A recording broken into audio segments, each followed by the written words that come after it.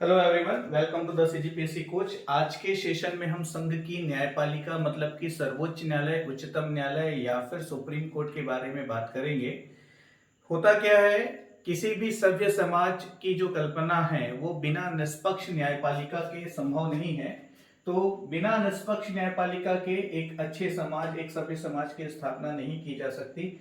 विधानमंडल ना हो वो एक बार चलेगा, लेकिन निष्पक्ष न्यायपालिका ही नहीं, निष्पक्ष न्यायपालिका का होना जो है अति आवश्यक है।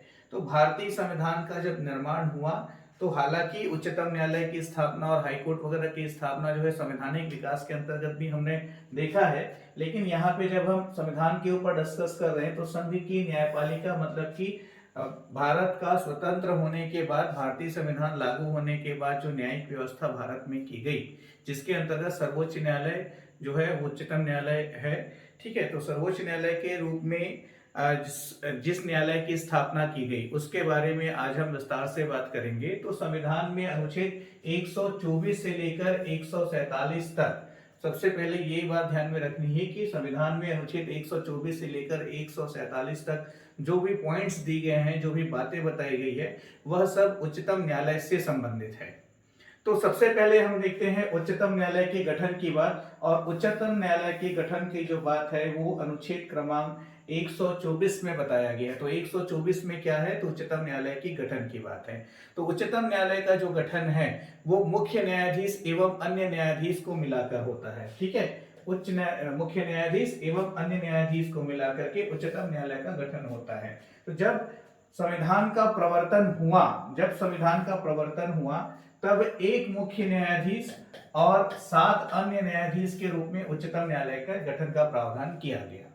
लेकिन उच्चतम न्यायालय में न्यायाधीशों की संख्या को बढ़ाने का जो अधिकार है, न्यायाधीशों की संख्या में जो वृद्धि करने का अधिकार है, वो संविधान के अनुसार किसको प्राप्त है, संसद को प्राप्त है। तो ध्यान दीजिएगा, उच्चतम न्यायालय में न्यायाधीशों की संख्या को कम ज्यादा करने का जो अधिकार है उसकी शक्ति न्यायपालिका के पास न होकर के संसद के पास है। मतलब कि लोकसभा, राज्यसभा और राष्ट्रपति को मिलकर के जो निकाय बनता है वो संसद कहलाता है। तो संसद आवश्यकता महसूस होने पर न्यायाधीशों की संख्या में परिवर्तन या वृद्धि कर सकती है। समय समय पर होते भी रहे हैं, जैसे अभी हाल ही में उच्चतम न्यायालय में न्यायाधीशों की संख्या में 3 वृद्धि हुई। तो इसके पहले जो थे एक मुख्य न्यायाधीश और 30 अन्य न्यायाधीश थे।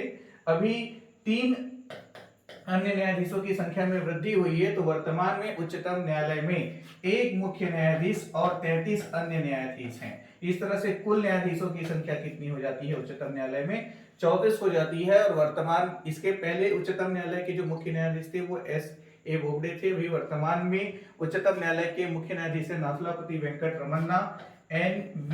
रमन्ना। ठीक है, तो जस्टिस नाथुलापति वेंकट रमन्ना, इनका भी नाम आपको याद रखना है परीक्षा के दृष्टिकोण से। और ये भी ध्यान होना चाहिए कि ये वर्तमान में देश के 48वें क्रम के मुख्य न्यायाधीश हैं। तो क्या होता है, किसी भी परीक्षा में जब भी आप शामिल होने जाएं तो उसके पहले देश के जितने भी बड़े संवैधानिक पद हैं तो वर्तमान में उसके पदाधिकारी का जो नाम वगैरह है वो हमेशा प्रिपेयर करके जाएं। हो सकता है आपके एग्जाम के टाइम तक ये नाम बदल करके कोई दूसरा नाम आ जाए। तो वर्तमान में जो है नाथुलापति वेंकट रमन्ना, जस्टिस N.V. रमन्ना जो है देश के 48वें न्यायाधीश के रूप, मुख्य न्यायाधीश के रूप में कार्य कर रहे हैं। ठीक है, तो ये बात हुई गठन की। और उच्चतम न्यायालय में न्यायाधीशों की नियुक्ति किसके द्वारा होती है, तो न्यायाधीशों की नियुक्ति होती है राष्ट्रपति द्वारा, है ना। यह राष्ट्रपति की कार्यपालिका शक्ति के अंतर्गत भी आता है। तो उच्चतम न्यायालय में न्यायाधीशों की नियुक्ति कौन करता है, तो नियुक्ति करता है राष्ट्रपति। यह राष्ट्रपति की कार्यपालिका शक्ति के अंतर्गत आता है। अब ये ध्यान रखिएगा कि नियुक्ति के समय परामर्श की परंपरा है। क्या, नियुक्ति के समय परामर्श की परंपरा है। हालांकि नियुक्ति के लिए नामों का प्रपोजल न्यायालय द्वारा ही जाता है कॉलेजियम पद्धति के अंतर्गत। तो कॉलेजियम क्या है, इसके ऊपर भी हम विस्तार से बात करेंगे।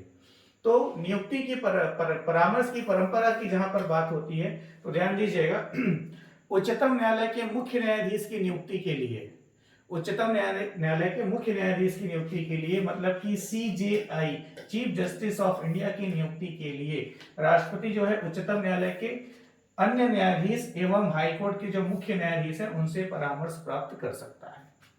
ठीक है, और वैसे ही उच्चतम न्यायालय के अन्य न्यायाधीशों की नियुक्ति के लिए जो सीजेआई है, जो उच्चतम न्यायालय के मुख्य न्यायाधीश हैं, उनसे परामर्श ग्रहण करते हैं। फिर उच्च न्यायालय मतलब कि हाई कोर्ट, तो हाई कोर्ट के मुख्य न्यायाधीश की नियुक्ति के लिए जो सुप्रीम कोर्ट के मुख्य न्यायाधीश हैं, यहाँ पर एससी होगा, सीजीआई, तो सुप्रीम कोर्ट के जो मुख्य न्यायाधीश हैं उनके साथ साथ संबंधित राज्य के राज्यपाल से राष्ट्रपति परामर्श ग्रहण करते हैं। और उच्च न्यायालय के अन्य न्यायाधीश की नियुक्ति के लिए सुप्रीम कोर्ट के मुख्य न्यायाधीश के साथ साथ हाई कोर्ट के जो मुख्य न्यायाधीश हैं, जिस हाई कोर्ट में अन्य न्यायाधीशों की नियुक्ति होनी है, तो सुप्रीम कोर्ट के मुख्य न्यायाधीश, संबंधित हाई कोर्ट के मुख्य न्यायाधीश और संबंधित राज्य के राज्यपाल, इन सभी से परामर्श ग्रहण कर सकता है। तो ये परामर्श वाला कॉन्सेप्ट हुआ। अब इसमें देखिएगा आगे जो हमारा पार्ट है, तो न्यायाधीशों की नियुक्ति, पदोन्नति और स्थानांतरण, ठीक है भाई, मतलब कि तबादला बोल सकते हैं दूसरे शब्दों में। तो न्यायाधीशों की नियुक्ति, तबादला, ट्रांसफर या पदोन्नति के संबंध में सभी निर्णय जो है कॉलेजियम सिस्टम के तहत लिए जाते हैं। किसके तहत लिए जाते हैं? कॉलेजियम सिस्टम के तहत लिए जाते हैं। तो बहुत सामान्य और सरल शब्दों में यदि आपको ये बताना हो या समझना हो कि कॉलेजियम क्या है, तो कॉलेजियम एक ऐसी प्रणाली है, एक ऐसा सिस्टम है जिसके माध्यम से न्यायालय में न्यायाधीशों की नियुक्ति, तबादले एवं पदोन्नति के बारे में फैसले लिए जाते हैं। ठीक है, हालांकि नियुक्ति जो है वो किसके माध्यम से होता है? राष्ट्रपति के माध्यम से होता है, ध्यान में रखिएगा। तो नियुक्ति जो है राष्ट्रपति द्वारा की जाती है। अब यहाँ पर देखिएगा कॉलेजियम के इतिहास की हम थोड़ी सी बात करें तो जैसे कि 1981 में एसपी गुप्ता बनाम भारत संघ, एसपी गुप्ता बनाम भारत संघ 1981 का एक केस है जिसको फर्स्ट जजेस केस के नाम से जाना जाता है। फर्स्ट जजेस केस के नाम से जाना जाता है। तो फर्स्ट जजेस केस के मामले में यह बताया गया है कि भारत के मुख्य न्यायाधीश का जो परामर्श है, ठीक है, उच्चतम न्यायाधीशों की नियुक्ति के लिए भारत के जो मुख्य न्यायाधीश है उनका परामर्श लिया जाना चाहिए, ये बात कही गई। लेकिन फर्स्ट जजेस केस में सुप्रीम कोर्ट ने एक यह भी फैसला दिया कि मुख्य न्यायाधीश का जो सुझाव है, उसका जो परामर्श है, ठीक है, उसको ठोस कारणों से अस्वीकार भी किया जा सकता है। बात को समझिएगा, फर्स्ट जजेस केस में 1981 में सुप्रीम कोर्ट ने यह फैसला दिया कि राष्ट्रपति द्वारा न्यायाधीशों की नियुक्ति में उच्चतम न्यायालय के मुख्य न्यायाधीश से परामर्श लेना चाहिए, लेकिन ठोस कारणों से उनके द्वारा दिए गए परामर्श को अस्वीकार भी किया जा सकता है। इस तरह से क्या हुआ, न्यायपालिका पर कार्यपालिका की प्रधानता स्थापित होगी। न्यायपालिका पर कार्यपालिका की प्रधानता स्थापित होगी क्योंकि यहां पर राष्ट्रपति जो है उच्चतम न्यायालय के मुख्य न्यायाधीश के परामर्श को अस्वीकार भी कर सकता है। अरे बात समझ में? ठीक है, तो ऐसा 12 वर्षों तक चलता रहा। उसके बाद सेकंड जजेस केस है 1993 में, 1983 12 वर्ष तक ऐसा ही चलता रहा। फिर 1993 में सेकंड जजेस केस आया, ध्यान दीजिएगा, सेकंड जजेस केस आया। तो सेकंड जजेस केस के मामले में क्या हुआ, यहां पर जो है जो परामर्श है, उच्चतम न्यायालय के मुख्य न्यायाधीश से जो परामर्श ग्रहण करना है, उस परामर्श को इस तरह से होना चाहिए कि उसको सहमति के रूप में लिया जाए। सुप्रीम कोर्ट ने सेकंड जजेस केस में यह फैसला दिया कि जो परामर्श है उसका अर्थ वास्तविक में सहमति है। आई बात समझ में? ठीक है, और यहां पर जो है ये भी फैसला दिया गया सेकंड जजेस केस में कि जो न्यायाधीशों के नाम की सिफारिश, न्यायाधीशों की नियुक्ति के लिए जो नाम की सिफारिश जाएगी, जो परामर्श जाएगा, वो सिर्फ सीजेआई मतलब कि मुख्य न्यायाधीश का अकेले ना होकर के अन्य 2 वरिष्ठ न्यायाधीश भी उसके साथ होंगे। तो इस तरह से अब क्या हुआ, परामर्श देने के लिए एक मुख्य न्यायाधीश के साथ 2 वरिष्ठ न्यायाधीश हो गए। ये 1993 का सेकंड जजेस केस है। ठीक है, फिर थर्ड जजेस केस जो है, थर्ड जजेस केस में ये हुआ कि जो वरिष्ठ न्यायाधीश जो हैं 2, उनकी संख्या में वृद्धि करते हुए उसको 2 और बढ़ा दिया गया। तो इस तरह से एक मुख्य न्यायाधीश और 4 अन्य न्यायाधीश। तो इस तरह से अब क्या हुआ, वर्तमान जो कॉलेजियन सिस्टम है, थर्ड जजेस केस में इसकी स्थापना हो गई। तो थर्ड जजेस केस था आपका 1998 का। ठीक है, तो थर्ड जजेस केस में क्या हुआ, उच्चतम न्यायालय ने परामर्श देने वाली जो कमेटी है, जो समिति है, उसमें 2 वरिष्ठ न्यायाधीशों की संख्या और बढ़ा दी। तो इस तरह से न्यायाधीशों की नियुक्ति के लिए जो परामर्श दिया जाना था, जिस समिति द्वारा परामर्श दिया जाना था, उसमें एक मुख्य न्यायाधीश के साथ 4 अन्य न्यायाधीश की संख्या हो गई, जो एक तरह से संवैधानिक पीठ है वर्तमान में। तो संवैधानिक पीठ में जो है कम से कम 5 न्यायाधीश होते हैं, ठीक है। लेकिन इसके बाद क्या हुआ, राष्ट्रीय न्यायिक नियुक्ति आयोग, ध्यान दीजिएगा, इसके बाद क्या हुआ, राष्ट्रीय न्यायिक नियुक्ति आयोग की बात आ गई, ठीक है। तो राष्ट्रीय न्यायिक नियुक्ति आयोग बाद में लाया गया, और राष्ट्रीय न्यायिक नियुक्ति आयोग में क्या हुआ, नेशनल जुडिशियल अपॉइंटमेंट कमीशन, इसको एनजेक के नाम से भी जानते हैं। ध्यान दीजिएगा, राष्ट्रीय न्यायिक नियुक्ति आयोग की जो बात है, तो इसको जो है एनजेक के नाम से भी जाना जाता है। तो बाद में जो है कॉलेजियम पद्धति को समाप्त करते हुए, राष्ट्रीय न्यायिक नियुक्ति आयोग का गठन किया गया, उससे संबंधित प्रावधान स्थापित किए गए, है ना भाई। तो यहां पर न्यायाधीशों की नियुक्ति की जो बात थी, तो कॉलेजियम सिस्टम में क्या था, एक मुख्य न्यायाधीश और 4 अन्य न्यायाधीश थे। लेकिन राष्ट्रीय न्यायिक नियुक्ति आयोग का गठन किया गया, और इसमें यह कहा गया कि न्यायाधीशों की नियुक्ति के लिए 6 सदस्यों की एक कमेटी बनेगी। कितने सदस्यों की, 6 सदस्यों की एक कमेटी बनेगी। आ रही बात समझ में। तो ये जो 6 सदस्यों की एक कमेटी बनेगी, यहां पे गड़बड़ ये हो गया कि यहां पे इन्होंने क्या किया, जो 6 सदस्य हैं उनमें से 3 सदस्य जो है न्यायपालिका से होंगे। 3 सदस्य कहां से होंगे, न्यायपालिका से, मतलब कि एक मुख्य न्यायाधीश के साथ 2 अन्य वरिष्ठ न्यायाधीश, इनका सुझाव, ठीक है भाई। तो राष्ट्रीय न्यायिक नियुक्ति आयोग के 3 सदस्य जो है न्यायपालिका से होंगे। चौथे सदस्य के रूप में जो है देश के कानून मंत्री हैं वो होंगे, और 5वें सदस्य के रूप में 2 वरिष्ठ व्यक्तियों को 5वें और 6वें सदस्य के रूप में लिया जाएगा, जो कि न्यायपालिका के क्षेत्र से न होकर के राजनीतिक क्षेत्र से होंगे। तो इस तरह से क्या हुआ, यहां पर देखिए, ये 3 तो आपके जुडिशियल सिस्टम से आ रहे हैं, ठीक है, बट ये जो 3 है ये जुडिशियल सिस्टम से नहीं है। तो वर्ष 2015 में 4th जजेस केस के अंतर्गत, ध्यान दीजिएगा, 3rd जजेस केस हमने आपको बताया, 3rd जजेस केस में वरिष्ठ न्यायाधीशों की संख्या 2 बढ़ा दी गई थी।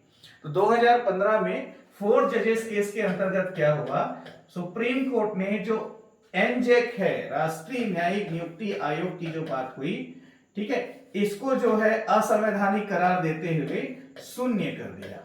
इसके अस्तित्व को असंवैधानिक करार देते हुए शून्य कर दिया, क्योंकि यहां पर जैसे संविधान का जो मूल तत्व है उसमें मूलभूत अवयव में है क्या, न्यायपालिका की स्वतंत्रता है, और न्यायपालिका की स्वतंत्रता जो है एक मूलभूत अवयव है भारतीय संविधान का, जिसको विधायिका द्वारा खत्म नहीं किया जा सकता, ठीक है। और न्यायपालिका को इस एनजेक वाले सिस्टम में यह महसूस हुआ कि इसमें न्यायपालिका में विधायिका का हस्तक्षेप है, जो कि पृथक्करण के सिद्धांत के भी विपरीत है, न्यायपालिका की स्वतंत्रता के भी विपरीत है, ठीक है। तो इस आधार पर 2015 में एनजेक का जो अस्तित्व है उसको असंवैधानिक करते हुए उसके अस्तित्व को शून्य घोषित कर दिया। इसको 4 जजेस केस के नाम से जाना जाता है।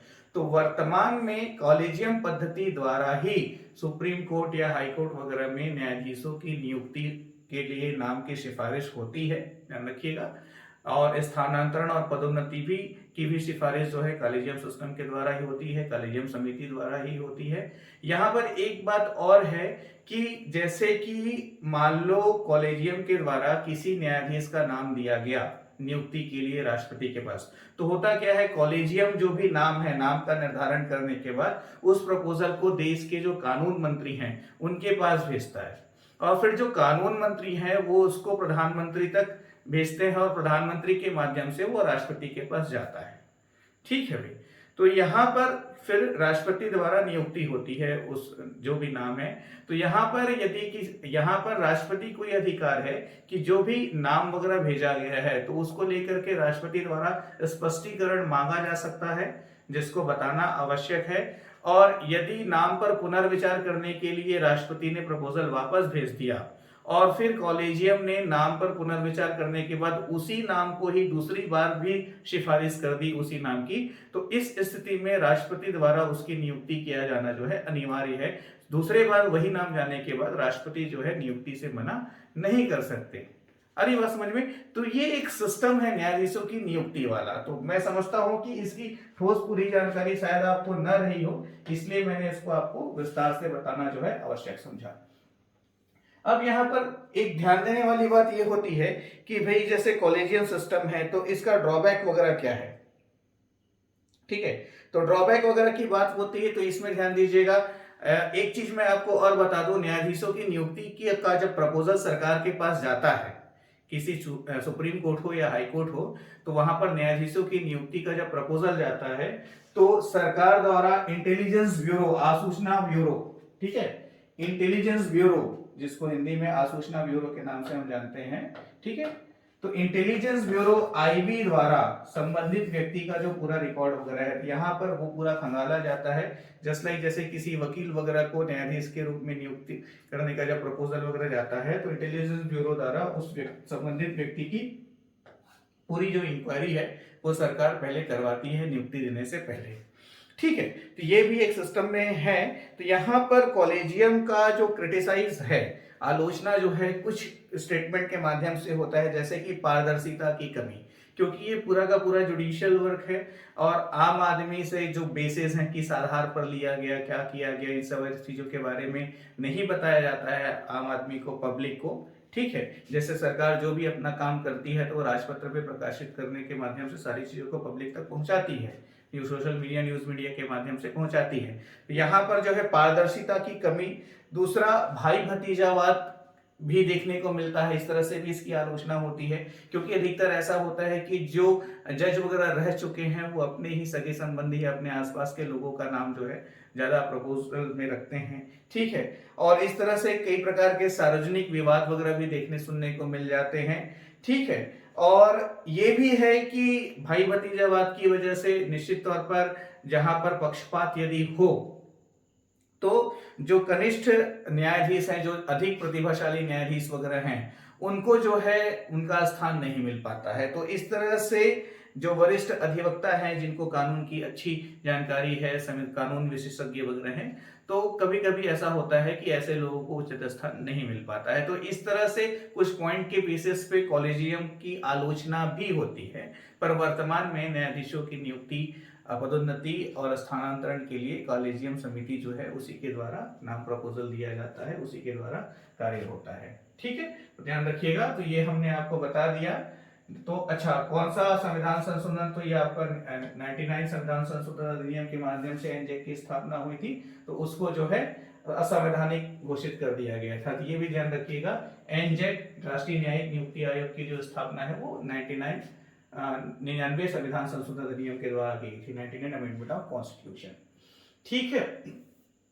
तो राष्ट्रीय न्यायिक नियुक्ति आयोग के बारे में भी साथ ही साथ हमने आपको इसी में बता दिया है, इसके जो सदस्य वगैरह हैं वो कौन है। तो राष्ट्रीय न्यायिक नियुक्ति आयोग का गठन कैसे होता है, या राष्ट्रीय न्यायिक नियुक्ति आयोग के गठन संबंधी प्रावधान वगैरह क्या थे, राष्ट्रीय न्यायिक नियुक्ति आयोग का वर्णन कीजिए, इस तरह से प्रश्न हो सकता है।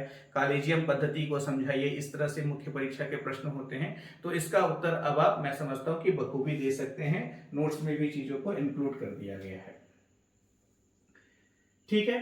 तो राष्ट्रीय न्यायिक नियुक्ति आयोग के जो कर्तव्य वगैरह थे वही पदोन्नति वगैरह के लिए, स्थानांतरण के लिए नाम वगैरह का जो प्रपोजल देना है, तो काम वही था जो कॉलेजियम का है, बस जो मेंबर्स उसमें इंक्लूड थे। जैसे कॉलेजियम में 1+4 सभी के सभी सुप्रीम कोर्ट से बिलोंग करते हैं, ठीक है, जबकि एनजेक में 3 सुप्रीम कोर्ट से और 3 बाहरी थे जो न्यायपालिका से नहीं है, ऐसे भी व्यक्ति शामिल करने का प्रावधान रखा गया था।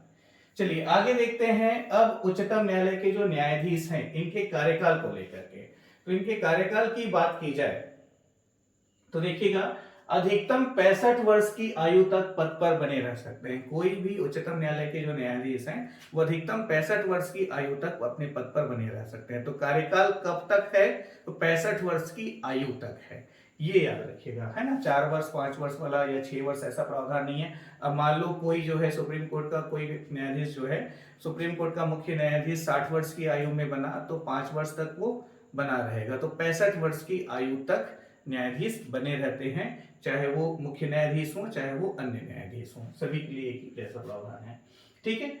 और राष्ट्रपति को अपना इस्तीफा दे करके कोई भी न्यायाधीश अपने पद का त्याग कर सकते हैं सुप्रीम कोर्ट में। तो सुप्रीम कोर्ट के कोई भी न्यायाधीश जिनको यदि पद छोड़ना है तो इस्तीफा किसको देंगे, त्याग पत्र किसको देंगे, राष्ट्रपति महोदय को देंगे।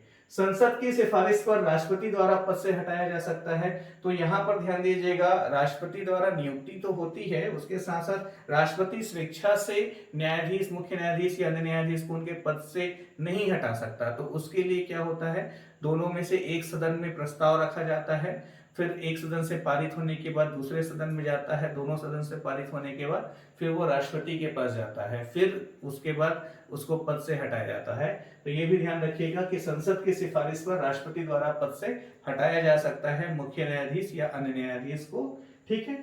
और राष्ट्रीय न्यायिक नियुक्ति आयोग 99 संविधान संशोधन अधिनियम 2014 द्वारा समाप्त कर दिया गया था। तो ये 5 जो की पीठ से, संविधान पीठ से, ये मैंने आपको बता दिया। फिर देखिएगा योग्यता की बात होगी तो योग्यता भी जो है अनुच्छेद 124 में 5th पॉइंट में बताया हुआ है।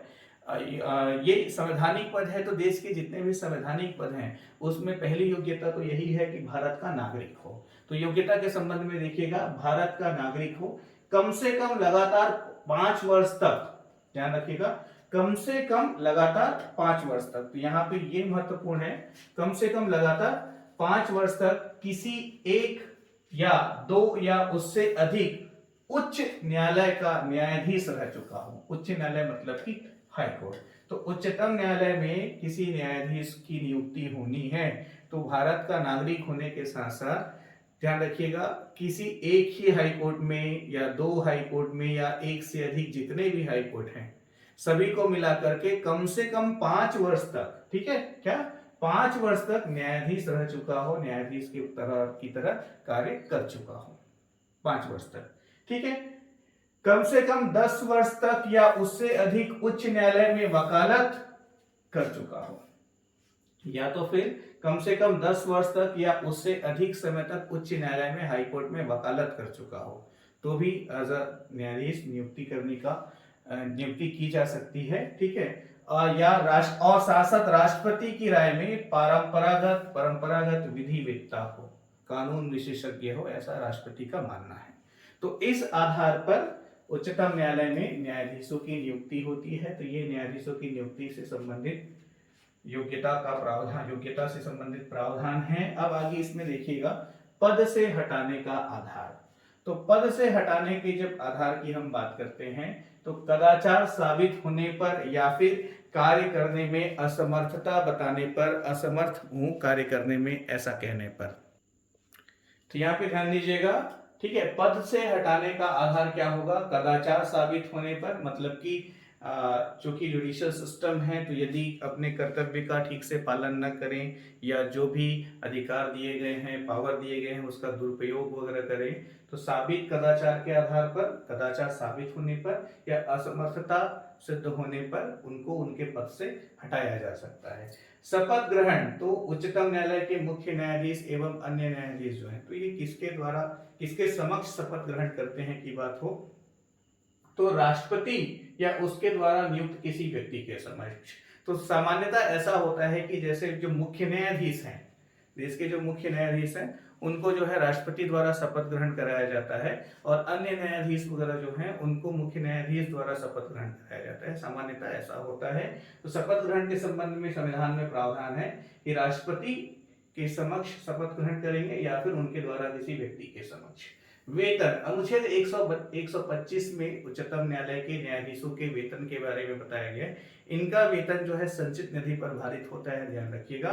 तो मुख्य न्यायाधीश उच्चतम न्यायालय के जो है उनका वेतन 2,80,000 और अन्य न्यायाधीश का वेतन 2.5 लाख। वैसे ही उच्च न्यायालय के मुख्य न्यायाधीश का वेतन 2.5 लाख और अन्य न्यायाधीश का वेतन 2,25,000 है। पर यहाँ पर एक बात मैं आपको फिर अब क्लियर कर देना चाहूंगा, जब भी एग्जामिनेशन वगैरह में आप शामिल होने जाए तो एक बार गूगल सर्च वगैरह करके इन चीजों को हमेशा अपडेट कर ले, क्योंकि इसमें वृद्धि होती रहती है, ठीक है। तो वेतन वृद्धि होती रहती है, जिस पर ध्यान रखिएगा। अब इसके बाद एक शब्द आता है कार्यकारी मुख्य न्यायाधीश, बहुत महत्वपूर्ण है। यहाँ पर देखिएगा, इसको लेकर के एग्जाम में क्वेश्चंस वगैरह भी जो है पूछे जा चुके हैं वनडे एग्जामिनेशन में भी। तो जैसे तदर्थ न्यायाधीश के संबंध में इनमें से कौन सा स्टेटमेंट सही है, ये क्वेश्चन आया हुआ है, प्रीवियस ईयर क्वेश्चंस को आप सॉल्व करेंगे तो वो क्वेश्चन आपको मिल भी जाएगा। तो कार्यकारी मुख्य न्यायाधीश का जो आर्टिकल है, ये अनुच्छेद 126 में कार्यकारी मुख्य न्यायाधीश के बारे में बताया गया है। ठीक है, तो इसमें सिंपल सा फैक्टर है कि जब मुख्य न्यायाधीश का पद रिक्त हो तो उस स्थिति में, या फिर मुख्य न्यायाधीश अनुपस्थित हो या अन्य किसी भी कारण से अपने कर्तव्यों का पालन करने में असमर्थ हो, तो उच्चतम न्यायालय के जो न्यायाधीश हैं, सुप्रीम कोर्ट के जो अन्य न्यायाधीश हैं, उनमें से किसी एक न्यायाधीश की नियुक्ति कार्यकारी मुख्य न्यायाधीश के रूप में की जा सकती है। वैसे ही तदर्थ न्यायाधीश, अनुच्छेद 127 में तदर्थ न्यायाधीश के बारे में बताया गया है। ध्यान दीजिएगा, बहुत महत्वपूर्ण है। हो सकता है आप में से अधिकतर लोगों ने ये शब्द पहली बार सुना हो। तो कार्यकारी मुख्य न्यायाधीश तो चलो समझ में आता है, एक सामान्य शब्द है, सप्लीमेंट जैसा हमेशा हम ऑप्शन रखते हैं कि अध्यक्ष नहीं है तो उपाध्यक्ष वाली बात। ठीक है, तो यहाँ पर कार्यकारी मुख्य न्यायाधीश, यदि मुख्य न्यायाधीश किसी भी कारण से उपस्थित नहीं है, अवेलेबल नहीं है, तो फिर जो अन्य न्यायाधीश हैं उनमें से किसी को कार्यकारी मुख्य न्यायाधीश के रूप में नियुक्ति दी जा सकती है।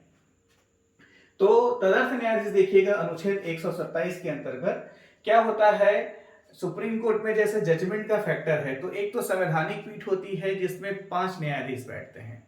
सामान्यतः जो है 3 न्यायाधीश बैठते हैं। हालांकि अब वर्तमान में उच्चतम न्यायालय में एकल पीठ की भी स्थापना कर दी गई है।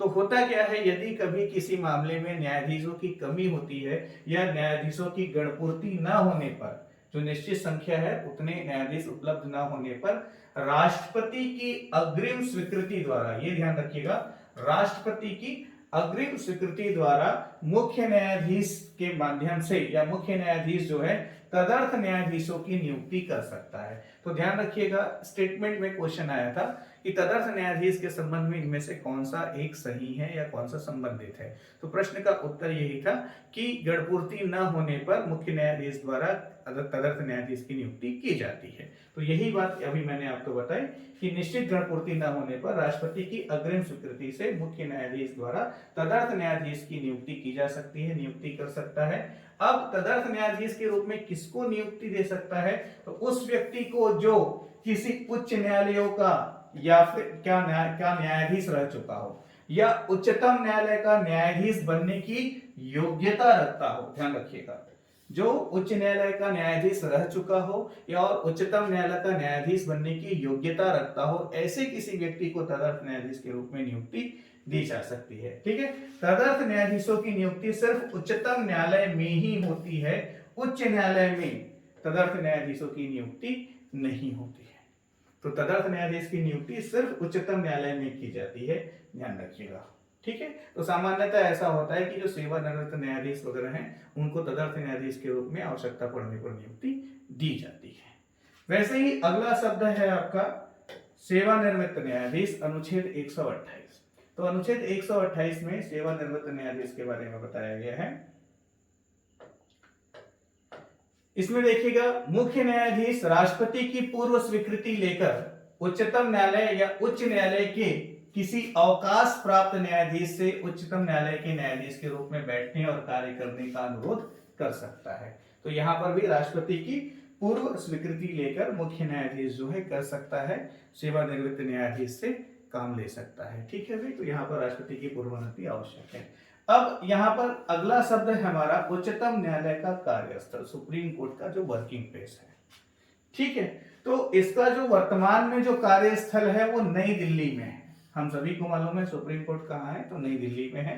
ठीक है, लेकिन मुख्य न्यायाधीश राष्ट्रपति की पूर्व स्वीकृति से, ध्यान रखिएगा, ऐसा नहीं है कि दिल्ली में है तो उच्चतम न्यायालय सिर्फ और सिर्फ दिल्ली में ही बैठकर सुनवाई कर सकता है। राष्ट्रपति की पूर्व स्वीकृति लेकर किसी भी और स्थान पर उच्चतम न्यायालय सुनवाई कर सकता है। अरे बात समझ में, तो राष्ट्रपति की पूर्व स्वीकृति लेकर के देश के किसी भी स्थान पर अपनी पीठ बैठा सकता है, वहां पर बैठकर मामले की सुनवाई उच्चतम न्यायालय कर सकता है।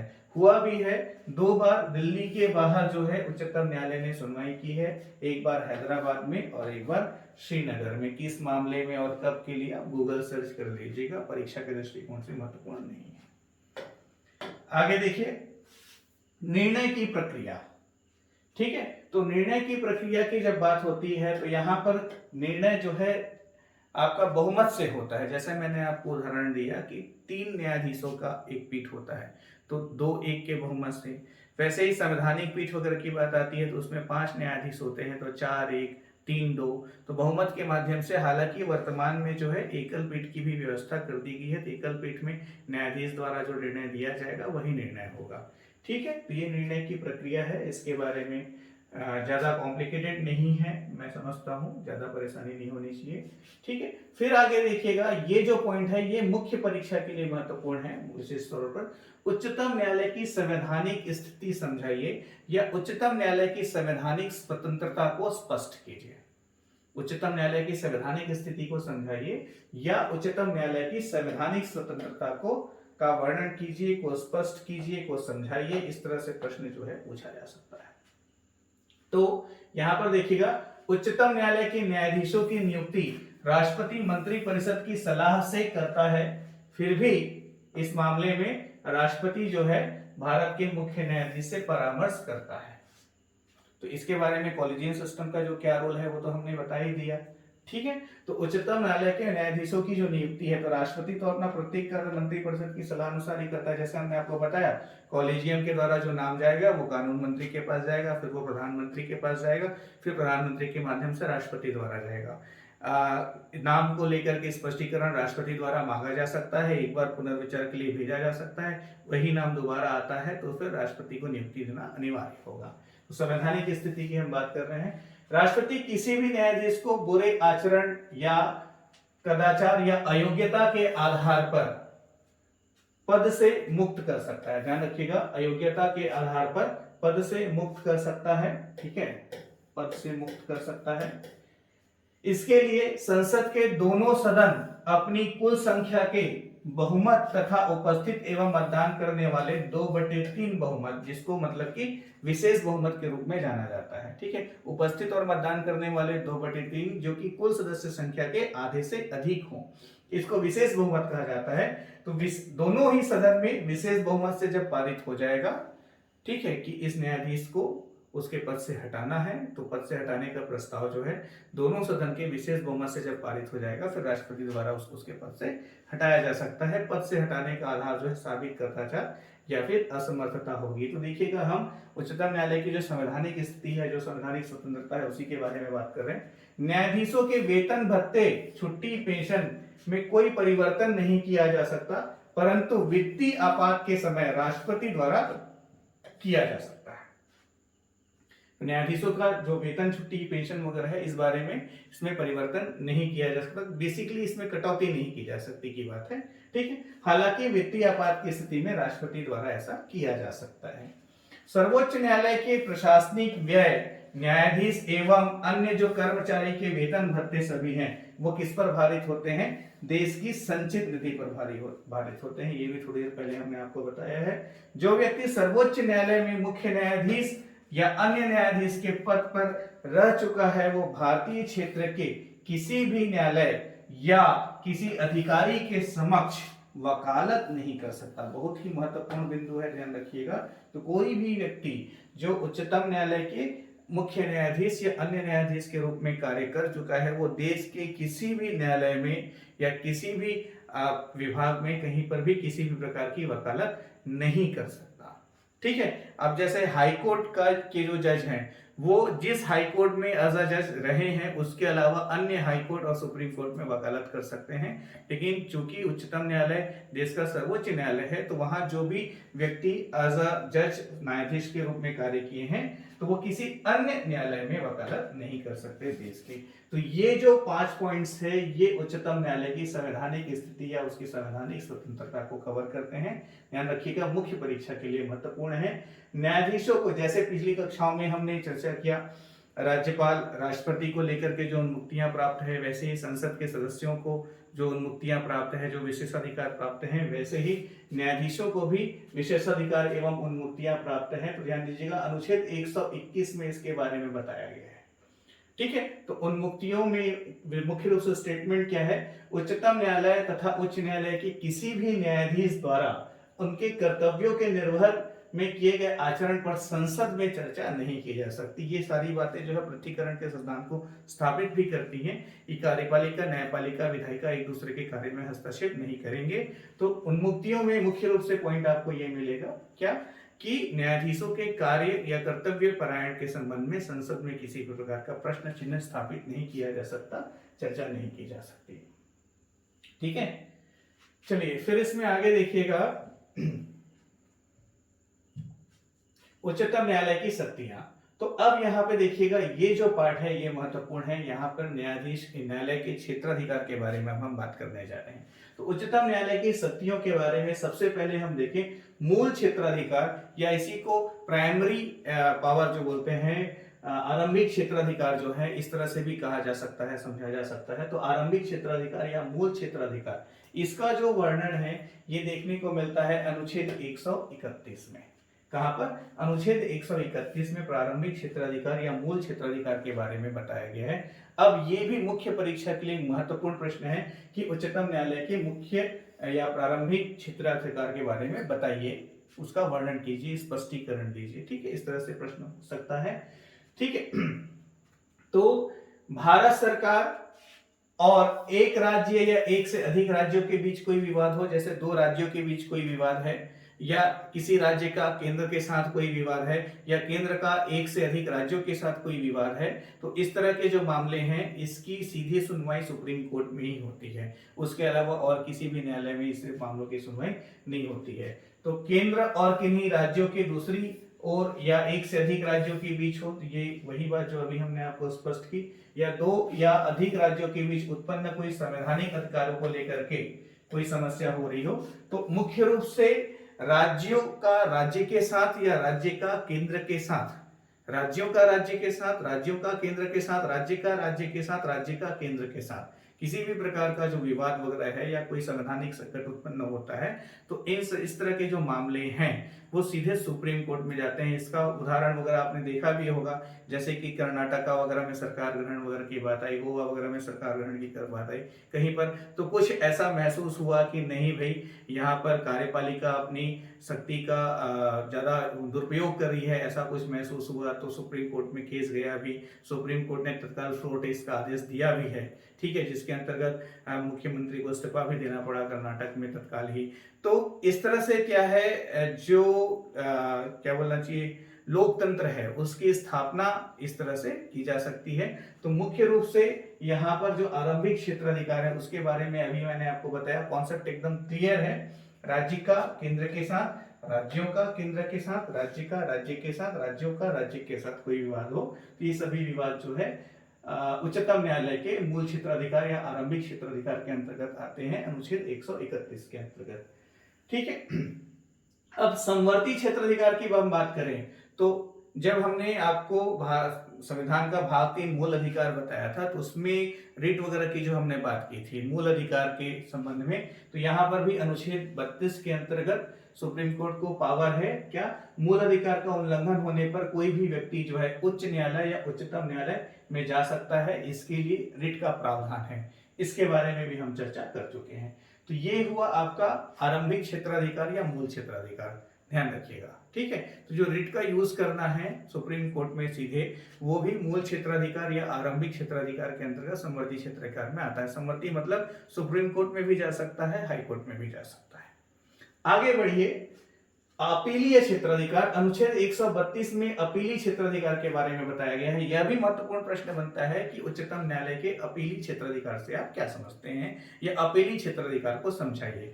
यदि पूछा जाए तो ये जो पॉइंट्स हमने आपके साथ ने इंक्लूड किया हुआ है, ये आपके प्रश्न का उत्तर है। ठीक है, तो संवैधानिक मामले में यदि राज्य का उच्च न्यायालय यह प्रमाणित कर दे, ध्यान दीजिएगा क्या होता है, जैसे आपने लोअर कोर्ट में कोई केस जीता या हारा, उसके फैसले से आप संतुष्ट नहीं है तो आप हाई कोर्ट चले गए, हाई कोर्ट से भी आप संतुष्ट नहीं है, तो फिर क्या होता है, हाई कोर्ट उस केस का प्रमाणीकरण करता है, जिसमें 6 माह के अंदर आप उच्चतम न्यायालय में जाकर के वहां पर निवेदन कर सकते हैं कि मैं इस फैसले से संतुष्ट नहीं हूं, तो मैं आपके न्यायालय में सुनवाई करवाना चाहता हूं करके। ठीक है, तो इस तरह से पॉसिबल है।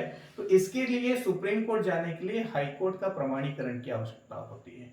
तो उच्च न्यायालय यह प्रमाणित कर दे, ठीक है, कि उक्त मामले में संविधान से संबंधित प्रश्न निहित है, तो उच्च न्यायालय के द्वारा सिविल, दंडित या अन्य कार्यवाही में दिए गए डिग्री के विरुद्ध उच्चतम न्यायालय में अपील की जा सकती है। तो एक तो केस वगैरह से आप संतुष्ट नहीं है, लेकिन यहाँ पे जो पॉइंट है उसमें ये बताया हुआ है कि जैसे कोई विवाद जाता है, कोई वाद जाता है उच्च न्यायालय में और वहां पर संविधान से संबंधित या संविधान के स्पष्टीकरण से संबंधित कोई प्रश्न उत्पन्न होता है, प्रश्न चिन्ह आ जाता है, तो ध्यान रखिएगा संविधान की व्याख्या का अधिकार उच्चतम न्यायालय को ही है। उच्चतम न्यायालय को संविधान का व्याख्याकार के रूप में भी कहा जाता है। ठीक है, हाईकोर्ट संविधान की व्याख्या करने का अधिकार नहीं रखता है। तो इस तरह के मामले जो है हाईकोर्ट के प्रमाणीकरण के बाद सुप्रीम कोर्ट में चले जाते हैं, ये अपीली क्षेत्राधिकार के अंतर्गत आता है। सेकंड पॉइंट में देखिएगा दीवानी मामले। ठीक है, तो दीवानी मामले मतलब कि पहले भी प्रीवियस क्लासेस में हमने इसके मामले में डिस्कस किया था कि दीवानी मामले किस तरह के मामले हैं जो थोड़ा जमीन जायदाद पैसे वैसे लेन देन वगैरह से संबंधित हो। तो उच्च न्यायालय के सिविल कार्यवाही में दिए गए कोई भी ऐसे निर्णय या डिग्री या अंतिम आदेश के विरुद्ध उच्चतम न्यायालय में अपील की जा सकती है, लेकिन वो किस तरह का केस होगा, उस मामले में विधि का सार्वजनिक अथवा व्यापक महत्व निहित हो। विधि का सार्वजनिक अथवा व्यापक महत्व निहित हो तो आप उच्च न्यायालय के प्रमाणीकरण के बाद उच्चतम न्यायालय जा सकते हैं, यह भी अपीली क्षेत्राधिकार के अंतर्गत आता है। दूसरा, ऐसा प्रश्न निहित हो जिसका निर्णय उच्चतम न्यायालय द्वारा ही किया जाना है। मुख्य रूप से संविधान की स्पष्टता से संबंधित प्रश्न ऐसे अधिकतर होते हैं। तो इस तरह के जो केसेस हैं वो उच्चतम न्यायालय के अपीली क्षेत्राधिकार के अंतर्गत आते हैं, जहां पर आप उच्च न्यायालय के प्रमाणीकरण के बाद जा सकते हैं। फिर आपराधिक फौजदारी दंडिक मामले अनुच्छेद 134 में बताया हुआ है इसके अंतर्गत। तो इसमें ध्यान रखिएगा उच्च न्यायालय के दंडिक कार्यवाही में दिए गए कोई भी निर्णय, अंतिम आदेश या दंडादेश के विरुद्ध उच्चतम न्यायालय में अपील की जा सकती है। तो इसके बारे में थोड़ी देर पहले मैंने आपको बताया कि किसी मामले में किसी फैसले से यदि आप संतुष्ट नहीं है तो हाईकोर्ट के बाद आप सुप्रीम कोर्ट में निवेदन कर सकते हैं, वहां पर वाद दायर कर सकते हैं। ठीक है, उच्च न्यायालय में आरोपी व्यक्ति की दोष मुक्ति के आदेश को उलट दिया हो या उसे मृत्यु दिया गया है। तो यहाँ पर देखिएगा ऐसा नहीं है कि किसी भी केस में हम बड़ी आसानी से जा सकते हैं, क्योंकि क्या होता है जब हम केस प्रस्तुत करते हैं तो उसके बाद उसकी स्टडी होती है, उसके बाद फिर उसकी हियरिंग के लिए मतलब पहले एक्सेप्टेंस ऑफ केस होता है, फिर उसकी हियरिंग आगे बढ़ती है, फिर उस मामले में सुनवाई होती है। तो यहाँ पर जैसे ऐसा है कि लोअर कोर्ट ने मृत्यु दंड का आदेश दिया था या फिर कोई दंडादेश दिया था, अब हाई कोर्ट ने उस दंड के आदेश को पूरा का पूरा पलट दिया, या कुछ भी ऐसा है कि लोअर कोर्ट और हाई कोर्ट में कॉन्ट्राडिक्शन महसूस होता हो, तो इस टाइप के जो केस हैं वो जल्दी एक्सेप्ट होते हैं। पर इसका मतलब ये नहीं है कि कॉन्ट्राडिक्शन कम है या बिल्कुल नहीं है तो केस एक्सेप्ट नहीं होगा, डिपेंड करता है उच्चतम न्यायालय के ऊपर। ठीक है, तो यदि उनको लगता है कि केस स्वीकार करना चाहिए तो वो करते हैं। कुछ मामलों में ऐसा भी होता है कि केस एक्सेप्ट करने जैसा बिल्कुल नहीं होता, तो सोशल मीडिया न्यूज़पेपर वगैरह में आपने देखा भी होगा कि बिल्कुल वहां पर जो जज वगैरह हैं वो हार्ड इंस्ट्रक्शंस वगैरह दे करके जुर्माना वगैरह भी लगा करके कोर्ट का समय बर्बाद करने की बात वगैरह कहते हुए जुर्माना वगैरह भी लगा देते हैं संबंधित वकील के ऊपर। ठीक है, तो यहाँ पर सोच समझ के कार्य करना होता है। आगे बढ़ते हैं। उच्च न्यायालय ने अपने अधीनस्थ किसी न्यायालय के किसी मामले में सुनवाई के लिए अपने पास बुलवाया और अभियुक्त व्यक्ति को दोषी ठहराया और मृत्युदंड दिया हो। ठीक है, किसी मामले को यदि हाई कोर्ट ने खुद अपने हाथ में लिया और उसको किसी भी प्रकार से दोषी पर मृत्युदंड या दंडादेश दिया हो। ठीक है, ऐसे मामले जिसको हाई कोर्ट ने डायरेक्ट अपने पास बुलाया, ये भी तो इसके विरुद्ध संतुष्ट नहीं होने पर अपीली क्षेत्राधिकार के अंतर्गत उच्चतम न्यायालय में आप जा सकते हैं। यदि उच्च न्यायालय ही प्रमाणित कर देता है कि मामला उच्चतम न्यायालय में ही अपील किए जाने योग्य है, इसके ऊपर भी हमने चर्चा की, तो सामान्यतः संविधान के स्पष्टीकरण वगैरह से संबंधित कोई वाद होता है तो हाईकोर्ट जो है प्रमाणीकरण करके उसको सुप्रीम कोर्ट भेज देता है। ठीक है, और विशेष अनुमति द्वारा अनुच्छेद 136 के अंतर्गत उच्चतम न्यायालय को उनके विवेक के अनुसार लगना चाहिए, अपने विवेक अनुसार लगना चाहिए कि भारत को किसी न्यायालय या अधिकरण द्वारा दिए गए किसी निर्णय या डिग्री या दंडादेश के अधीन विशेष अनुमति दे सकता है। तो यहाँ पर विशेष अनुमति के माध्यम से भी जो केसेस हैं मतलब पहले परमिशन लेंगे वाद दायर करने के लिए, उसके बाद जो है वाद दायर होगा। तो इस तरह से भी प्रावधान है। ये सभी मामले जो हैं, सभी स्टेटमेंट जो हैं उच्चतम न्यायालय के अपीली क्षेत्राधिकार के अंतर्गत आते हैं। महत्वपूर्ण तथ्य की बात है तो उच्चतम न्यायालय सैनिक न्यायालय को विधि के अधीन गठित किसी न्यायालय के विरुद्ध अपील की अनुमति नहीं दे सकता। यस, देखो, डिफेंस सिस्टम में क्या होता है, सेना न्यायालय का गठन होता है। डिफेंस में कोई मामले की जो सुनवाई होती है वो जो डिफेंस कोर्ट है, जो सेना न्यायालय है, वहां पर होती है। तो सेना न्यायालय द्वारा जो फैसले दिए गए हैं उसके विरुद्ध आप सुप्रीम कोर्ट वगैरह में नहीं जा सकते हैं, ठीक है। तो उसके विरुद्ध आप राष्ट्रपति से निवेदन कर सकते हैं, राष्ट्रपति के समक्ष उसके लिए रिक्वेस्ट कर सकते हैं। यहाँ पर है सशस्त्र सेना अधिनियम 2007 के अनुसार कोर्ट मार्शल के साथ किसी भी उच्च न्यायालय की सुनवाई कर सकता है। लेकिन देखिएगा, सेना न्यायालय के किसी भी निर्णय के विरुद्ध उच्चतम न्यायालय नहीं जा सकते हैं, है ना भाई, ऐसा प्रावधान है, अनुमति नहीं, अपील की अनुमति नहीं दे सकता है। लेकिन सशस्त्र सेना अधिनियम 2007 के अनुसार जो है सुप्रीम कोर्ट कोर्ट मार्शल वगैरह की स्थिति में, कोर्ट मार्शल मतलब क्या होता है, कोई सैन्य अधिकारी वगैरह जो होता है तो दोषी पाए जाने पर कोर्ट मार्शल करते हुए उनको जो भी परिलब्धियां और उपलब्धियां प्राप्त हुई थी, जो भी मेडल्स वगैरह अचीवमेंट्स मिले थे, वो सब वापस लेकर के उनकी सेवा समाप्त करके उनको डिफेंस सर्विसेज से बाहर निकाल दिया जाता है। काफी बड़ा इंसल्ट होता है अपने आप में, और ऐसे कई केसेस पहले हुए हैं, कई कोर्ट मार्शल्स वगैरह हुए हैं। तो कोर्ट मार्शल वगैरह के मामले में जो है उच्च न्यायालय की सुनवाई, किसी भी उच्च न्यायालय की सुनवाई कर सकता है, तो यहाँ पर संभव है, ठीक है। सलाहकारी क्षेत्राधिकार, तो अनुच्छेद 143, इसके ऊपर हमने राष्ट्रपति के बारे में जब हमने डिस्कस किया था तो वहां पे भी हमने परामर्श का जो अधिकार है उनके पास, उसके बारे में बात की थी। ये वही है अनुच्छेद 143 के अंतर्गत, ठीक है। तो राष्ट्रपति को यह प्रतीत होता हो कि सार्वजनिक मामले में विधिक प्रश्न निहित हो, या फिर संविधान के प्रारंभ से किसी भी प्रकार की किसी अनुबंध या किसी भी प्रकार की कोई करार हुई हो, कोई भी मामला हो, मुख्य रूप से राष्ट्रपति को किसी भी प्रकार की संवैधानिक सलाह की आवश्यकता हो तो महान्यायवादी के माध्यम से आर्टिकल 143 के तहत उच्चतम न्यायालय से परामर्श ग्रहण कर सकते हैं। राष्ट्रपति को परामर्श देने का जो कार्य है वो संविधान पीठ का कार्य है, मतलब 5 न्यायाधीशों की जो पीठ है वो राष्ट्रपति को सलाह प्रदान करती है। फिर अभिलेख न्यायालय, अनुच्छेद 129 में बताया गया है उच्चतम न्यायालय और उच्च न्यायालय दोनों जो है एक अभिलेख न्यायालय के रूप में भी कार्य करते हैं, ठीक है। तो उच्चतम न्यायालय एक अभिलेख न्यायालय है, समझाइए या स्पष्ट कीजिए, ठीक है। तो अनुच्छेद 129 में बताया गया है कि उच्चतम न्यायालय जो है एक अभिलेख न्यायालय होता है। उसका कारण ये है, ठीक है। तो अभिलेख न्यायालय के रूप में क्या शक्तियां प्राप्त है ये ध्यान रखिएगा। तो ये जो 3 पॉइंट्स हैं इनको शामिल करते हुए आप अपना आंसर लिख सकते हैं। यदि पूछा जाए कि उच्चतम न्यायालय एक अभिलेख न्यायालय है, स्पष्ट कीजिए, इस तरह के प्रश्नों का उत्तर आप दे सकते हैं।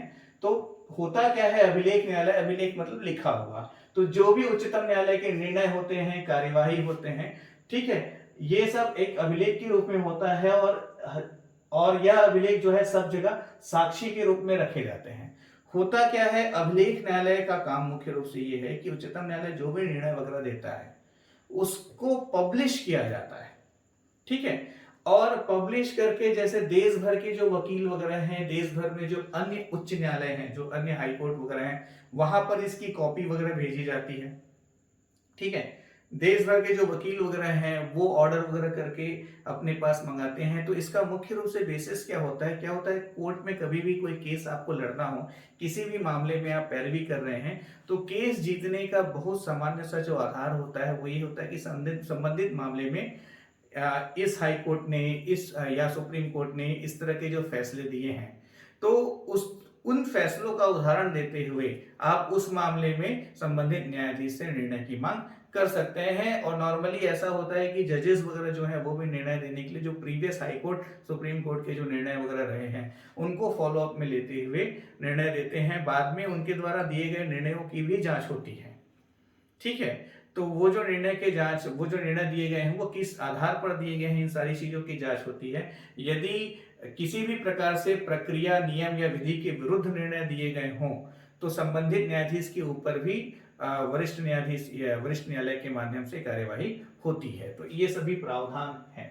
किसी भी न्यायालय में इनकी प्रामाणिकता के संबंध में कोई भी प्रश्न नहीं उठाया जा सकता, ठीक है। तो अभिलेख न्यायालय जो है तो इनकी प्रामाणिकता के संबंध में किसी भी न्यायालय में कोई भी प्रश्न जो है नहीं उठाया जा सकता। सुप्रीम कोर्ट ने जो भी फैसला वगैरह दिया वो पब्लिश होकर के पहुंचता है। तो ये फैसला क्यों दिया, ऐसा प्रश्न जो है किसी भी न्यायालय में नहीं उठाया जा सकता है, ठीक है। उच्चतम न्यायालय किसी व्यक्ति को उसके द्वारा न्यायालय की अवमानना करने से दंड देने की शक्ति प्राप्त है। हाँ, अवमानना का मतलब क्या होता है, डिसरिस्पेक्ट ऑफ जुडिशरी सिस्टम, मतलब कि न्यायालय ने कोई आदेश दिया या कोई नोटिस भेजा, आपने उसका जवाब नहीं दिया, कोई आदेश दिया वो आपने नहीं माना, या फिर न्यायालय के अंतर आपने किसी प्रकार की अनुशासनहीन कार्यवाही की, अनुशासनहीन व्यवहार किया, ठीक है, जो अनुशासन के विरुद्ध है, तो इसको जो है न्यायालय की अवमानना के रूप में ली जाती है। न्यायालय की अवमानना के रूप में मुख्य रूप से न्यायालय ने जो आदेश दिया, यदि आपने उसको नहीं माना तो मुख्य रूप से ये जो है न्यायालय की अवमानना के अंतर्गत आता है, ठीक है। तो न्यायालय की अवमानना की स्थिति में दंड देने की शक्ति भी जो है वो उच्चतम न्यायालय को प्राप्त है। तो ये ध्यान रखिएगा, प्रश्न बनता है कि उच्चतम न्यायालय एक अभिलेख न्यायालय है, स्पष्ट कीजिए। इन पॉइंट्स को इंक्लूड करते हुए आप अपना आंसर लिख सकते हैं, ठीक है। इसके बाद कुछ महत्वपूर्ण पॉइंट्स अभी और बाकी है जिसके ऊपर हमको बात करना है, जैसे कि न्यायिक समीक्षा वगैरह हुआ, न्यायिक पुनरावलोकन है, न्यायिक सक्रियता है, ठीक है। तो सबसे पहले न्यायिक समीक्षा को देखिए। न्यायिक समीक्षा के अंतर्गत अनुच्छेद 137, ध्यान दीजिएगा, अनुच्छेद 137 के अंतर्गत न्यायिक समीक्षा की बात की गई है। तो इसके अनुसार उच्चतम न्यायालय को अपने द्वारा दिए गए निर्णय या जो आदेश है उसका पुनरावलोकन या पुनर्विचार करने की शक्ति प्राप्त है, ध्यान रखिएगा। तो न्यायिक समीक्षा के अंतर्गत क्या होता है, न्यायिक समीक्षा के अंतर्गत उच्चतम न्यायालय या उच्च न्यायालय जो स्वयं के द्वारा निर्णय दिए गए हैं उस पर पुनर्विचार कर सकता है, पुनरावलोकन कर सकता है, मतलब दूसरी बार उस मामले में फिर सुनवाई कर सकता है, ठीक है। ये न्यायिक समीक्षा की शक्ति है। अनुच्छेद 137 के अंतर्गत उच्चतम न्यायालय के पास न्यायिक समीक्षा की शक्ति है, ठीक है। यह शक्ति जो है इसकी सीमा क्या होगी, तो इसकी सीमा का निर्धारण जो है संसद द्वारा निर्मित किसी विधि तक हो सकती है। तो न्यायिक समीक्षा के लिए यदि सीमाओं का निर्धारण करना हो तो उसके लिए कानून कौन बना सकता है, तो संसद बना सकती है, ठीक है। रिट अधिकारिता की बात हम करें तो इसके बारे में हम पहले भी हमने आपको कई बार बताया हुआ है। अनुच्छेद 32 के अंतर्गत 5 प्रकार के रिट हैं जिसके बारे में हम जानते हैं। बंदी प्रत्यक्षीकरण, परमादेश, प्रतिषेध, उत्प्रेषण, अधिकार परीक्षा। तो मूल अधिकार वाले चैप्टर में इस पे विस्तार से हमने आपको सारी बातें समझाई हैं। ध्यान रखिएगा, यहाँ पर अभी इन 5 आधार पर रिट जारी करने की शक्ति उच्चतम न्यायालय को अनुच्छेद 32 के अंतर्गत प्राप्त है, पर संसद विधि द्वारा रिट जारी करने के जो और उद्देश्य हैं तो इनकी शक्ति को और प्रदान कर सकती है, मतलब कि और बढ़ा सकती है, लेकिन ये शक्ति किसके पास है, संसद के पास। तो संसद विधि द्वारा उच्चतम न्यायालय को अपने अन्य उद्देश्यों के लिए रिट जारी करने की शक्ति प्रदान कर सकती है। इन 5 के अलावा भी संसद कर सकती है, ठीक है, विधि द्वारा। उच्चतम न्यायालय को जो अन्य विशेष उन्मुक्तियां या विशेष शक्तियां प्राप्त है उसके बारे में हम देख लें, क्योंकि वनडे एग्जामिनेशन के पॉइंट ऑफ व्यू से ये ज्यादा महत्वपूर्ण है।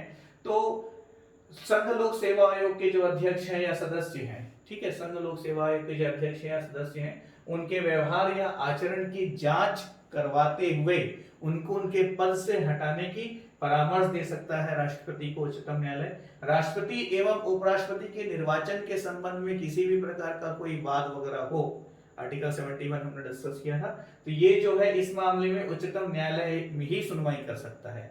राष्ट्रपति या उपराष्ट्रपति के निर्वाचन के संबंध में कोई बात हो तो संविधान का व्याख्याकार के रूप में बताया जाता है। समय समय पर राष्ट्रपति के अनुमोदन से न्यायालय की पद्धति एवं प्रक्रिया के सामान्य विनियमन के लिए नियम और कानून बना सकता है, प्रोसेसिंग के लिए नियम वगैरह बना सकता है कौन, सुप्रीम कोर्ट, लेकिन यहाँ पर ध्यान रखिएगा राष्ट्रपति के अनुमोदन के माध्यम से, ठीक है। इसके साथ साथ किसी भी हाई कोर्ट से किसी भी मामले को अपने पास मंगा सकता है यदि उसको सुनवाई करना हो उस मामले में, तो कुछ मामलों को अपने पास मंगाने की शक्ति भी दी गई है, ठीक है। उच्चतम न्यायालय द्वारा जो दिए गए निर्णय हैं, जो भी आदेश हैं, वो सभी न्यायालयों के लिए मान्य होंगे देश के, मतलब कि लोअर कोर्ट, हाई कोर्ट कोई भी जो है वो उच्चतम न्यायालय के फैसले को मानने से मना नहीं कर सकता है, उनके आदेश को मानने से मना नहीं कर सकता है। और उच्चतम न्यायालय एवं उच्च न्यायालय दोनों को, ठीक है, तो उच्चतम न्यायालय उच्च न्यायालय को अपने अधिकारियों की नियुक्ति के लिए भी अधिकार प्राप्त है। इसी के तहत जैसे आपने देखा होगा छत्तीसगढ़ वगैरह में भी हाई कोर्ट द्वारा जो पद वगैरह निकाले गए जिसमें नियुक्ति हो भी चुकी है ना भाई। तो समय समय पर उच्चतम न्यायालय उच्च न्यायालय जो है अपने न्यायालय में पदों को भरने के लिए नियुक्ति वगैरह कर सकता है, ठीक है। तो यहाँ पर ऐसा नहीं है कि जो विधायिका वगैरह है वो नियुक्ति करके देगी या कार्यपालिका नियुक्ति करके देगी, तो अपने अधिकारियों की नियुक्ति का अधिकार न्यायालय को स्वयं दिया हुआ है, ठीक है भाई। न्यायिक पुनरावलोकन की बात करें तो न्यायिक पुनरावलोकन जो है विधि के शासन के आधार पर अब जैसे अभी हमने आपको जो 99 संविधान संशोधन वाला जो एग्जांपल दिया, ये एनजेक को जो है असंवैधानिक और शून्य करार दिया गया है।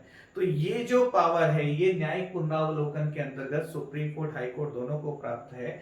हाई कोर्ट को संबंधित राज्य के संबंध में और सुप्रीम कोर्ट को संघ के संबंध में। तो मुख्य रूप से होता क्या है न्यायिक पुनरावलोकन के अंतर्गत कि विधायिका जो है किसी भी प्रकार का कोई ऐसा कानून वगैरह बनाती है, कोई ऐसा अधिनियम वगैरह पारित करती है जो भारतीय संविधान के जो मूलभूत अवयव हैं, जो मूल ढांचा वाला कॉन्सेप्ट है, तो जो मूलभूत तत्व है उनके विरुद्ध हो या फिर मूल अधिकार का अतिक्रमण कर रहा हो, तो ऐसी स्थिति में जो है सुप्रीम कोर्ट उस पूरे अधिनियम को या उसके उस भाग को जो अतिक्रमण कर रही है वो शून्य एवं असंवैधानिक घोषित कर सकती है। यही न्यायिक पुनरावलोकन है। ठीक है, तो आर्टिकल 13(1) के अंतर्गत मूल अधिकार के संबंध में है, अनुच्छेद 32 के संबंध में, अनुच्छेद 32 के माध्यम से भी संवैधानिक उपचारों का अधिकार भी मिला हुआ है। अनुच्छेद 132 के अंतर्गत संविधान की व्याख्या के संबंध में उच्चतम न्यायालय का निर्णय जो है अंतिम एवं सर्वमान्य होगा। अनुच्छेद 246 के अंतर्गत संघ एवं राज्यों द्वारा अपने क्षेत्राधिकार को तोड़ने पर उच्चतम न्यायालय अवैध घोषित कर सकता है। ये सभी न्यायिक पुनरावलोकन के ही अंतर्गत आता है। और अनुच्छेद 368 के अंतर्गत यदि संविधान संशोधन किया गया है लेकिन उच्चतम न्यायालय को लगता है कि संविधान संशोधन विधि की प्रक्रिया के अनुसार नहीं हुआ है, तो उस स्थिति में उच्चतम न्यायालय जो संविधान संशोधन को अवैध घोषित कर सकता है। तो ये सभी न्यायिक पुनरावलोकन के अंतर्गत आते हैं। और न्यायिक सक्रियता जो है ये भी बहुत ही अच्छा कॉन्सेप्ट है। न्यायिक सक्रियता ध्यान रखिएगा, यहाँ पर ये मालूम होना चाहिए न्यायिक पुनरावलोकन जो है अमेरिकी संविधान से ग्रहण किया हुआ है। पहले भी इसके बारे में मैंने आपको बताया था। न्यायिक सक्रियता, ये तीन महत्वपूर्ण प्रश्न होते हैं ना, न्यायिक समीक्षा, न्यायिक पुनरावलोकन और न्यायिक सक्रियता। तो न्यायिक समीक्षा में स्वयं के जो फैसले हैं उन पर दोबारा विचार कर सकता है, पुनर्विचार कर सकता है। न्यायिक पुनरावलोकन के अंतर्गत कोई भी ऐसा पॉइंट जो है जो अभी हमने डिस्कस किया उसके विरुद्ध हो तो संबंधित अधिनियम को, कानून को या उसके उस भाग को शून्य एवं असंवैधानिक घोषित कर सकता है। न्यायिक सक्रियता के अंतर्गत यहाँ पर उच्च न्यायालय, उच्चतम न्यायालय जो है बहुत ही अच्छी भूमिका, अच्छी एवं सक्रिय भूमिका निभाता है किसके समक्ष, विधायिका के समक्ष। तो न्यायिक सक्रियता के अंतर्गत जो है सामाजिक न्याय या व्यवहारिक आधार पर जो है स्वयं विधायिका वगैरह को किसी भी प्रकार का स्वयं सक्रिय होते हुए, खुद से ही सक्रिय होते हुए किसी मामले में कोई परामर्श वगैरह जो है वो दे सकता है। ठीक है, तो ये है तो सार्वजनिक नीति निर्माण के संबंध में न्यायालय द्वारा दिशा मतलब कि निर्देश वगैरह या फिर परामर्श वगैरह दिया जा सकता है। या अनुच्छेद 14, 19, 21, 32, 39 इस दृष्टिकोण का प्रतिपादन करते हैं। न्यायिक सक्रियता द्वारा जो है प्रशासन में पारदर्शिता सुनिश्चित किया जाता है। तो लोकतंत्र के महत्व के रूप में ये सारे प्रावधान किए गए हैं। तो यदि कहीं पर न्यायिक सक्रियता के अंतर्गत मुख्य रूप से किसी अधिनियम वगैरह को बनाने की कोई प्रक्रिया चल रही हो या किसी सामाजिक न्याय वगैरह के विषय पर कोई कानून या अधिनियम बनाने की आवश्यकता है, तो यहाँ पर न्यायपालिका स्वयं सक्रिय होते हुए विधायिका को निर्देश वगैरह देती है कि इस विषय में कोई कार्य किया जाना चाहिए या कोई कानून बनना चाहिए। ये न्यायिक सक्रियता है। ठीक है, इसके बाद यहाँ पर एक चीज ध्यान रखिएगा, न्यायिक सक्रियता का जो श्रेय है वो पीएन भगवती जी को जाता है। और फिर लोकहित जनहित याचिका, इसके बारे में भी आपने सुना होगा। ठीक है, तो अनुच्छेद 226 के अंतर्गत सामाजिक न्याय के लिए जनहित याचिका का कॉन्सेप्ट है। तो मतलब सपोज दैट आप उस मामले से संबंधित नहीं हैं तो भी सामाजिक न्याय के आधार पर जनहित याचिका जो है आप उच्चतम न्यायालय, उच्च न्यायालय में लगा सकते हैं। और न्यायालय को यदि लगता है कि इस मामले में सुनवाई करना चाहिए तो न्यायालय इस मामले में सुनवाई कर सकती है। इवन चाहे तो स्वतः संज्ञान भी किसी मामले में न्यायालय द्वारा लिया जा सकता है। ठीक है भाई, तो ये जनहित याचिका वाली बात है। अब देखिए यहाँ पे जो प्रश्न मुख्य परीक्षा में इस भाग से पूछे गए हैं, भारत के सर्वोच्च न्यायालय के परामर्शदात्री क्षेत्राधिकार क्या है, 2013 में दो अंक में पूछा गया है, आज हमने डिस्कस किया। हाल ही में न्यायिक पुनरावलोकन न्यायिक विधि निर्माण में बदल गया है जिसका परिणाम न्यायालय तथा संसद के बीच टकराव हुआ है। इस कथन का परीक्षण कीजिए। 2014 में ये प्रश्न पूछा गया है। ध्यान दीजिएगा, मुख्य रूप से जो एनजेक वाली बात है ना, अमेंडमेंट ऑफ कॉन्स्टिट्यूशन वाली बात जो मैंने आपको बताई, जहां पर 4 जजेस केस में एनजे को असंवैधानिक शून्य करार दिया गया, तो ये उसी समय का उठा हुआ मामला है, उसी तरह का है। तो यहाँ पर न्यायिक पुनरावलोकन की शक्ति का प्रयोग करते हुए उच्चतम न्यायालय किसी अधिनियम को असंवैधानिक करार दे देती है या संविधान संशोधन को असंवैधानिक करार दे देती है या उस भाग को शून्य घोषित कर देती है, तो उसके बारे में डिटेल में आपको विद एग्जांपल बताना है। अब चूंकि 10 अंक का है तो केस के उदाहरण के साथ आपको उत्तर लिखना होगा, ठीक है। राष्ट्रीय न्यायिक नियुक्ति आयोग की संरचना एवं कार्यों की विवेचना कीजिए, ये भी हमने आपको बता दिया। इसके पक्ष एवं विपक्ष में दिए जा रहे तर्कों का वर्णन कीजिए 2015 में 10 अंक का। तो ये एनजेक जो रद्द हुआ, जो असंवैधानिक हुआ, वहीं से ही ये प्रश्न उठा था। अभी दोबारा एग्जाम वगैरह में आने की इसकी संभावना नहीं है इस तरह के प्रश्न। सर्वोच्च न्यायालय के अपीली क्षेत्राधिकार का वर्णन कीजिए, 2016 में 4 अंक का पूछा हुआ है, बहुत अच्छे से इसको हमने आपको बताया है। न्यायिक सक्रियतावाद की समीक्षा कीजिए, ये भी अभी हाल ही में अभी इसी क्लास में हमने आपको बताया, 2017 में 8 अंक का प्रश्न आया था। सर्वोच्च न्यायालय की न्यायिक पुनरावलोकन शक्ति की विवेचना कीजिए, 2013 में 2 अंक आया हुआ। तो हम समझते हैं कि इन सभी प्रश्नों का उत्तर जो है आप दे सकते हैं। निश्चित तौर पर इसके लिए आपको काफी स्टडी करना पड़ेगा, मेहनत करना पड़ेगा और लिखने की शुरुआत पहले करनी होगी, तभी इन प्रश्नों के उत्तर आप दे पाएंगे। तो जिस भी तरह से वो इवन अभी जितने भी संविधान वगैरह की प्रीवियस क्लासेस हुई, हर टॉपिक में आपको आए हुए क्वेश्चंस के साथ साथ कुछ और प्रैक्टिस क्वेश्चंस जो हैं हम आपको प्रोवाइड करते आए हैं और आप लोगों ने लिखना स्टार्ट भी किया है, आप लोगों ने आंसर सबमिट भी किए हैं, जिसके सकारात्मक परिणाम और अनुभव आपको स्वयं महसूस हो रहे होंगे। तो समस्या होती है, लेकिन एक बार आप धीरे धीरे जब शुरुआत करने लगते हैं, काम करने लगते हैं, तो धीरे धीरे सब समझ में आने लगता है, हम कंफर्टेबल हो जाते हैं। तो इस तरह से संघ की न्यायपालिका वाला चैप्टर हमारा समाप्त हुआ। अब जो अगला सेशन होगा उसमें हम भाग 6 मतलब कि राज्य की कार्यपालिका, फिर विधायिका एवं राज्य की न्यायपालिका के ऊपर डिस्कस करते हुए आगे बढ़ेंगे। Wish you all the best, thank you very much.